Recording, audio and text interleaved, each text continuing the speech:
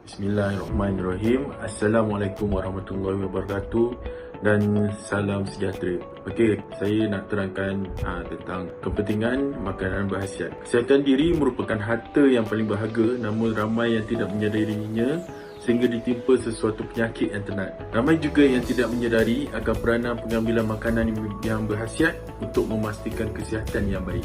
Punca utama serangan penyakit-penyakit tenat seperti kanser dan penyakit jantung ialah kerana tidak memakan makanan yang sempurna dan kurang memakan makanan yang berkhasiat serta kurang bersenam. Contoh pengambilan makanan yang teratur sepatutnya dimulakan sejak awal lagi. Pepatah ada mengatakan, diri anda ialah apa yang anda makan, dan kenyataan ini benar dalam soal kesihatan. Malaysia dikatakan mempunyai masalah obesiti yang serius. 4 daripada 10 orang dewasa yang melebihi usia 18 tahun di negara ini sama ada mengalami kegemukan atau terlebih berat badan, yang ini obesiti. Makanan seimbang ialah pengambilan makanan yang cukup untuk keperluan tubuh badan. Manusia memerlukan makanan dan vitamin untuk pembesaran dan menjaga kesihatan. Media massa turut mempopularkan pemakanan seimbang menerusi pelbagai program dan penulisan artikel mengenai pemakanan yang sihat. Oleh itu, wujud pelbagai kebaikan daripada makanan seimbang ini. 1.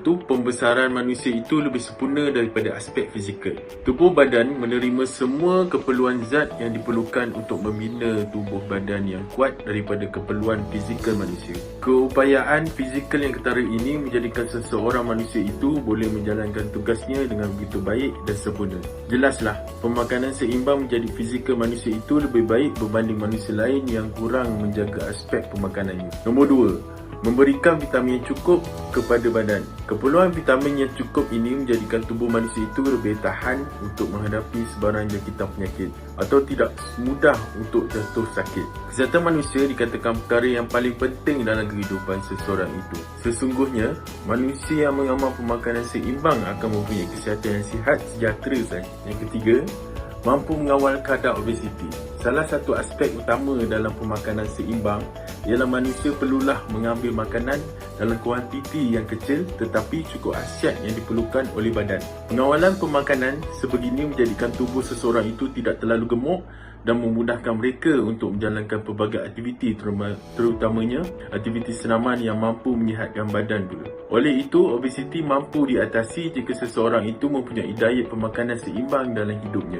Nombor 4. Perkembangan mental seseorang itu tidak terganggu. Kekurangan zat makanan yang tertentu boleh menjadikan mental seseorang itu tidak cukup cerdas atau mudah letih apabila cuba menyelesaikan sesuatu perkara yang dialami dalam kehidupan seseorang itu.